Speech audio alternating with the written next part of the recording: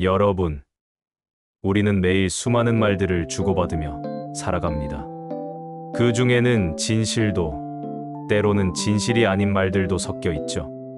오늘날처럼 정보가 넘쳐나는 시대에 무엇이 진실이고 무엇이 거짓인지 판단하기란 더욱 어려워지고 있습니다. 과연 거짓말은 우리 삶에 어떤 영향을 미칠까요? 그리고 우리는 어떻게 진실된 삶을 살아갈 수 있을까요? 2600여 년 전 석가모니 부처님께서는 이미 거짓말이 가져올 파괴적인 결과와 진실한 말이 가져올 평화로운 삶에 대해 깊이 통찰하셨습니다.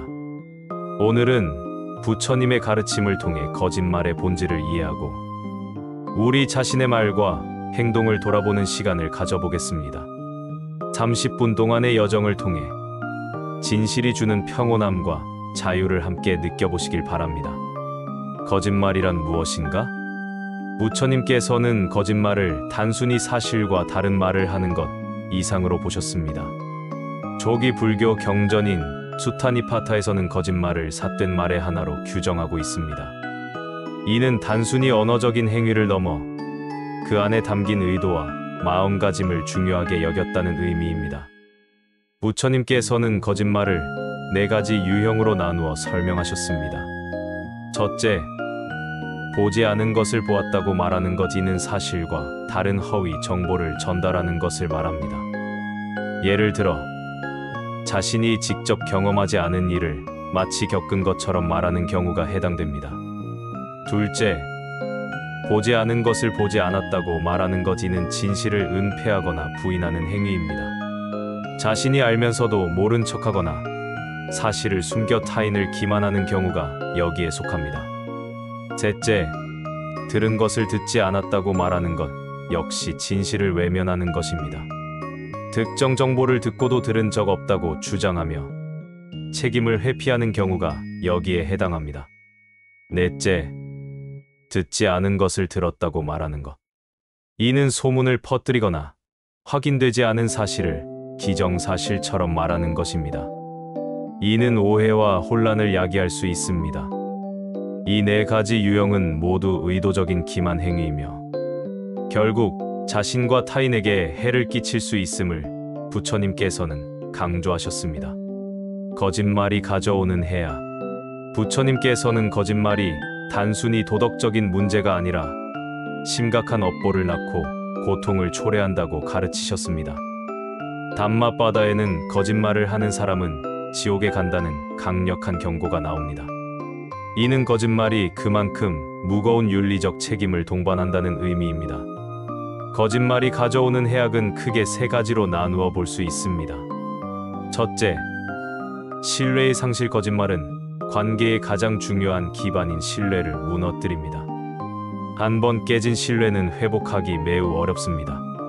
가족, 친구, 동료 관계에서 거짓말은 깊은 불신을 낳고 결국 관계를 파괴합니다. 사회 전체적으로도 거짓말이 만연하면 불신과 혼란이 가득해져 공동체가 제대로 기능할 수 없게 됩니다.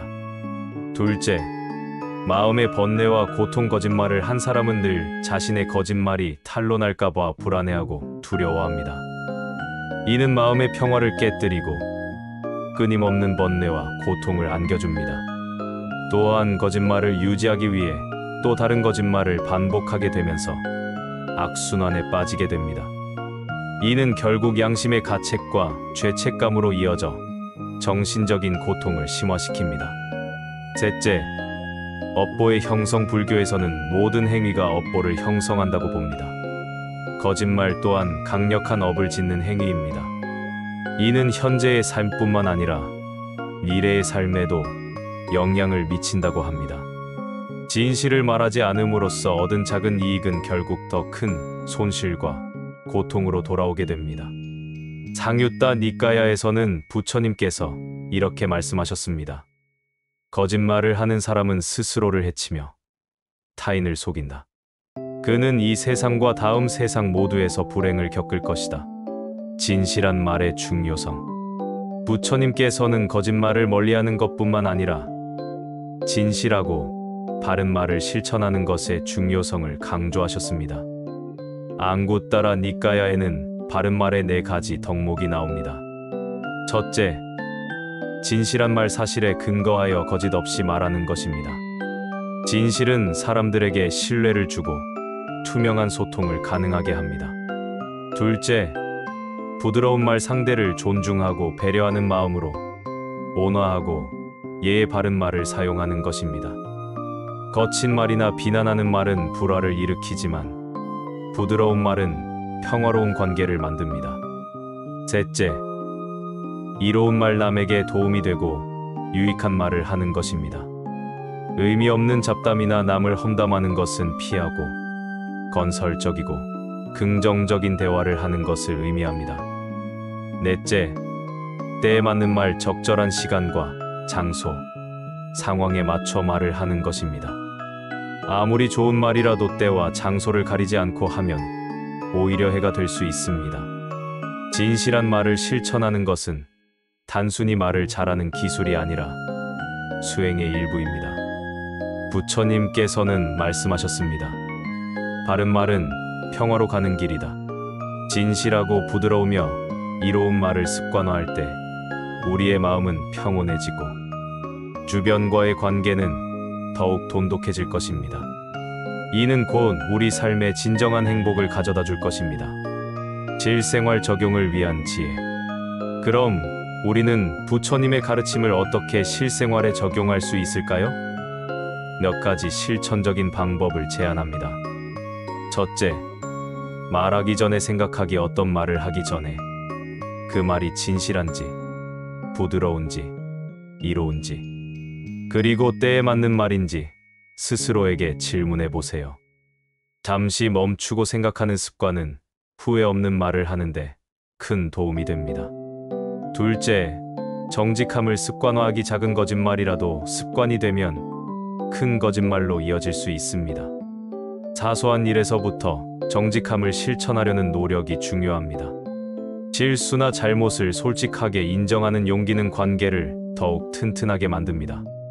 셋째, 경청하는 자세 갖기. 남의 말을 경청하는 것은 곧 존중의 표현이며 불필요한 오해와 거짓말을 줄이는 데 도움이 됩니다. 상대방의 말을 끝까지 듣고 이해하려 노력하면 더 진실되고 의미 있는 대화를 나눌 수 있습니다. 넷째, 명상과 성찰. 매일 짧게라도 명상 시간을 가지고 자신의 말과 행동을 돌아보는 시간을 가지세요. 오늘 내가 한 말 중에 거짓은 없었는지, 타인에게 해가 되는 말은 없었는지 성찰하는 것은 자신을 발전시키는 중요한 과정입니다. 이러한 작은 노력들이 모여 우리의 삶을 더욱 진실하고 평화롭게 만들 것입니다. 결론. 부처님께서 전하는 거짓말에 대한 가르침은 오늘날에도 여전히 유효한 삶의 지혜입니다. 거짓말이 가져올 수 있는 고통과 해악을 명확히 이해하고 진실하고 부드러우며 이로운 말을 실천하는 것은 우리 자신과 주변 사람들에게 평화와 행복을 가져다주는 길입니다.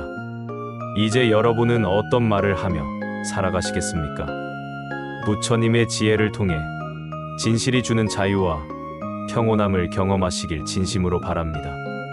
감사합니다.